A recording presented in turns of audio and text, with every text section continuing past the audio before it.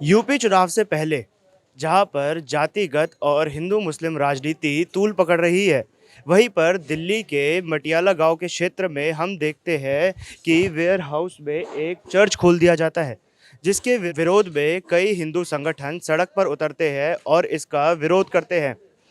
बताया जा रहा है कि बीते दिन यहां पर ऐसे ही कुछ संगठनों ने इकट्ठा होकर चर्च के बोर्ड को नुकसान पहुंचाने की कोशिश करी। बिंदापुर थाने के इस क्षेत्र में आप देख सकते हैं किस प्रकार से सामाजिक सौहार्द को बिगाड़ने की कोशिश की जा रही है। यहाँ पर कि हम आपको बताना चाहेंगे कि यहाँ पर जो स्थानीय लोग हैं उनका कहना है कि इस चर्च के द्वारा धर्मांतरण का रैकेट चलाया जा रहा है, जिसके डर से जो यहाँ के भोले भाले हिंदू हैं उनको कन्वर्ट करके ईसाई बनाया जाएगा। इस चीज़ से रोकने के लिए उन लोगों ने यहाँ पर चर्च के बाहर विरोध प्रदर्शन किया। उनका साथ में ये भी कहना था कि ऐसे किसी भी तरह के चर्च को या किसी और धर्म के स्थल को यहाँ पर खुलने नहीं देंगे। सीधा सीधा मतलब उससे यह बताया जा रहा है कि यहाँ पर ऐसा किसी भी तरीके का रैकेट नहीं चलाया जाएगा जिससे लोगों का धर्मांतरण किया जा सके। सूत्रों की माने तो यह बताया गया था कि यहीं पास में ही कुछ हिंदू संगठनों ने इकट्ठे होकर पहले हनुमान चालीसा का पाठ किया। उसके बाद से ही वहीं पर कुछ युवा आक्रोशित होकर इस स्थान पर पहुंचे। पिछले ही हफ्ते यहाँ पर एक बहुत बड़ा प्रोग्राम चर्च के द्वारा किया गया था, जिसमें हज़ारों की संख्या में लोग मौजूद थे। उन्हीं लोगों ने उसी दिन यहाँ पर आकर जोसेफ नरूला की अध्यक्षता में इस चर्च का जो है आरंभ किया था। इस चर्च की रिबन कटिंग सेरेमनी करी थी। उसके बाद भी यहाँ पर कुछ हिंदू संगठनों ने एक छोटा सा प्रदर्शन किया था, परंतु कल संडे वाले दिन जब चर्च में ज़्यादा भीड़ इकट्ठा होती है, ऐसे ही दिन यहाँ पर एक बड़ा प्रदर्शन किया गया। आप देख सकते हैं कि पीछे जो ये बोर्ड है इसको क्षतिग्रस्त कर दिया गया है। पहले यहाँ पर चर्च का बोर्ड लगा हुआ था, इसकी ओपनिंग का बोर्ड लगा था, जिसको यहाँ पर इस वक्त तोड़ा जा चुका है। इस घटना के बारे में पता चलते ही तुरंत बिंदापुर थाने की पुलिस यहाँ पर पहुँच गई, ताकि किसी भी प्रकार से सामाजिक सौहार्द ना बिगड़ सके और लोगों के बीच में आपसी मतभेद या दंगे जैसी स्थिति यहाँ पर उत्पन्न ना हो। तो उसकी वजह से वो सडनली उन्होंने ये देखा, वो बहुत पैनिक का माहौल है और जो पैनिक हुआ तो पैनिक होने के बाद उनको ये लगा कि भाई बैठ जाने से कुछ तो बैठ के बात करनी चाहिए, बैठ के बात होती है। और जी सर, आपका नाम? संजय जॉर्ज है मेरा नाम। और हमने ये जहाँ पर आप खड़े हुए हैं अभी, यहाँ पे कल शाम को हमारे पास कुछ वीडियोज़ आई हैं जिसका हमने देखा कि काफ़ी सारा अंदर लोग आए हुए थे जो मसीह के लिए कुछ विरोध कर रहे थे।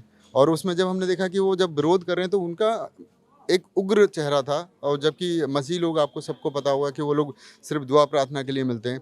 और ये जैसा कि आपको पता होगा कि ये जो चर्च है ये अंकुर नरूला जी के चर्च है, और यहाँ पर इस तरीके का होना एक बड़ी दुखद बात है, क्योंकि हमने जो मसीह है वो संसार में इसलिए आया कि वो लोगों के दुखों को हर सके, और यहाँ पे मसीह लोगों को दुख दिया जा रहा है। ये बहुत दुखद और बहुत ही ऐसी बात है कि जो हमारे पूरे समाज को ये बात दिखाती है कि शराफत से रहने वालों को भी सताया जा सकता है, और वो यहाँ पर हम देख पा रहे हैं कि किस तरीके से उनको सताया गया है। तो सर, लेकिन लोगों का आरोप ये लग रहा है कि इस चर्च के ज़रिए यहाँ आसपास के लोगों को बहला फुसलाकर कन्वर्जन का रैकेट चलाया जाएगा।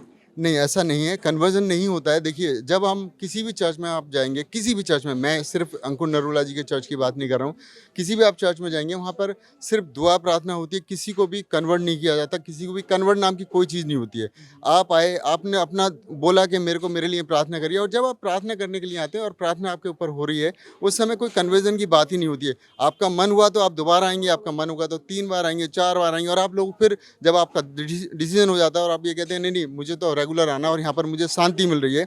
जब आपको शांति मिलती है तो आप रेगुलर आने लगते हैं। तो लोग उसे कहते हैं कि वो कन्वर्ट हो रहे हैं। कन्वर्ट नहीं होता कोई, कन्वर्ट कोई नहीं होता, सिर्फ मन का परिवर्तन होता है। और लोग मन का जब परिवर्तन उनका हो जाता है तो उसके बाद वो लोग लगातार आते रहते हैं, और उनको लगता है कि मेरे को यहाँ सुकून मिल रहा है।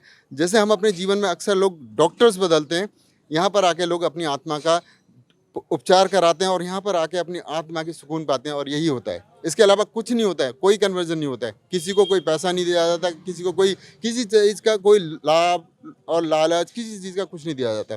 और ये बड़ा सच में दुख की बात है कि उसके बावजूद यहाँ पे जिनों के लिए प्रार्थना की जाती है वो लोग हमें मारने के लिए आते हैं। ये बहुत दुख की बात है। सर, तो यहाँ पर जो लोग कल मौजूद थे, जो उग्र भीड़ यहाँ पर मौजूद थी, उन्होंने कहा है कि हम अल्टीमेटम दे रहे हैं कि चर्च को यहाँ पर बंद कर दिया जाए, यहाँ पर चर्च ना खुले। तो इस पर आपका क्या कहना है कि चर्च बंद होगा या खुला रहेगा? चर्च बंद होने से उनका क्या फ़ायदा है और खुलने से उनका क्या लॉस है?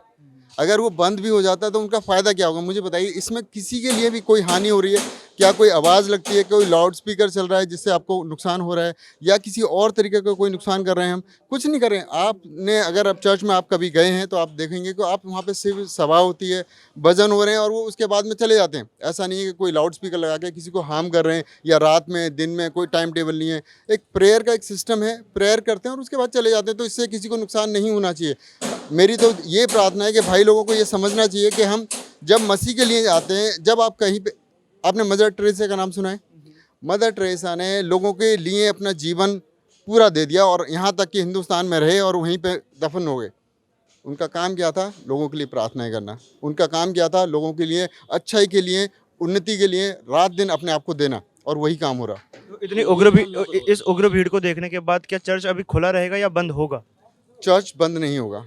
चर्च बंद नहीं होगा क्योंकि यहाँ पर कोई हम किसी को गलत चीज़ें नहीं सिखा रहे हैं। यहाँ पर समाज को एक बेहतर कल के लिए शिक्षा देते हैं, उनके जीवन में और बेहतर हो सके वो शिक्षा देते हैं, इसलिए चर्च बंद नहीं होगा।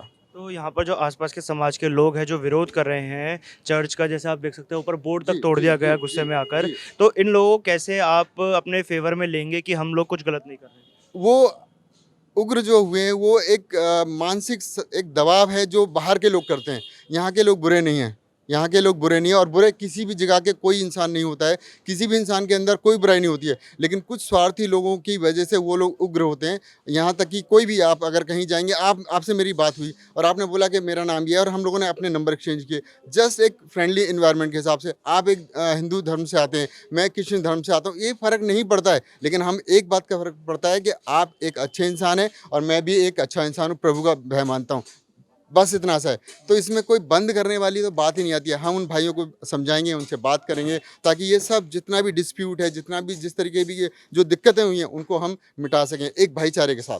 क्योंकि हमारा उद्देश्य है हम एक रहें और एक दूसरे के लिए प्रार्थनाएँ करें, दुआएँ करें, ताकि सब इस संसार में प्रभु के नाम से चंगे रहें। That's all. Thank you so much. तो जैसा कि आपने देखा यहाँ पर जो चर्च के नुमाइंदे मौजूद थे, उनका ये कहना था कि चाहे कोई भी परिस्थिति हो, चर्च को यहाँ पर बंद नहीं किया जाएगा। उनका ये कहना है कि किसी भी प्रकार से यहाँ पे कन्वर्जन का रैकेट नहीं चलाया जा रहा है और यहाँ पर ना लोगों को कन्वर्ट किया जा रहा है, ना किसी प्रकार से कि पैसे का लालच देकर या किसी भी चीज़ का लालच देकर उनको बहलाने की, फुसलाने की और अपने धर्म में शामिल करने की कोशिश की जा रही है। साथ-साथ उनका ये भी कहना है कि यहाँ पर जो चर्च है, वो सिर्फ़ प्रेयर के लिए खोला गया है और उसके अतिरिक्त यहाँ पर कोई भी कार्य नहीं होगा। और कुल मिला के उनकी बातों से हमें यही पता चल रहा है कि समाज भले ही यहाँ पर कितना भी विरोध करे, परंतु चर्च बंद नहीं किया जाएगा। आपको हमारी ये वीडियो कैसी लगी हो, ये कमेंट बॉक्स में ज़रूर बताएँ। वीडियो को लाइक ज़रूर करें और चैनल को सब्सक्राइब करना ना भूलें।